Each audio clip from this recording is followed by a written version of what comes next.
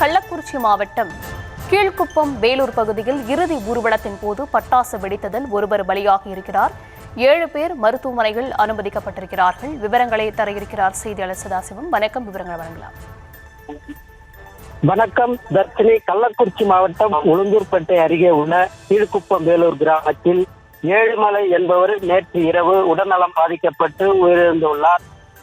இவர்களின் சொக்க நிகழ்ச்சியில் பல்வேறு கிராமத்தில் சேர்ந்த உறவினர்கள் கலந்து கொண்டனர்.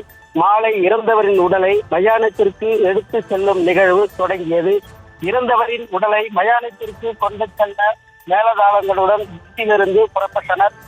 அப்போது வானம் விட்டதில் மேலே இருந்த மின்சார கம்பியில் பட்டு வானம் மீண்டும் திரும்பி சாக்கு பையில் வைத்திருந்த பட்டாசு மீது விழுந்தது. இதில் பட்டாசு வெடித்து சிதறியல் ஒருவர் உயிரிழப்பு, 7 பேர் படுகாயம் அடைந்தனர். மேலும் அருகில் இருந்த 2 வீடுகளில் ஜன்னல் கண்ணாடிகள் உடைந்து சேதமடைந்து உயிரிழந்த பெரும்பட்டு கிராமத்தைச் சேர்ந்த மூர்த்தி என்ற மேல அடிக்கும் தொழிலாளி. இவர் உடலை வீட்டு உளுந்தூர்பேட்டை அரசு மருத்துவமனையில் உடல் கூறு ஆய்விற்காக அனுப்பி வைத்தனர். மேலும் படுகாயம் அடைந்தவர்கள் மீட்டு உளுந்தூர்பேட்டை அரசு மருத்துவமனையில் சிகிச்சை பெற்று மேல் சிகிச்சைக்காக விழுப்புரம் முண்டியம்பாக்கம் அரசு மருத்துவமனைக்கு அனுப்பி வைத்தனர்.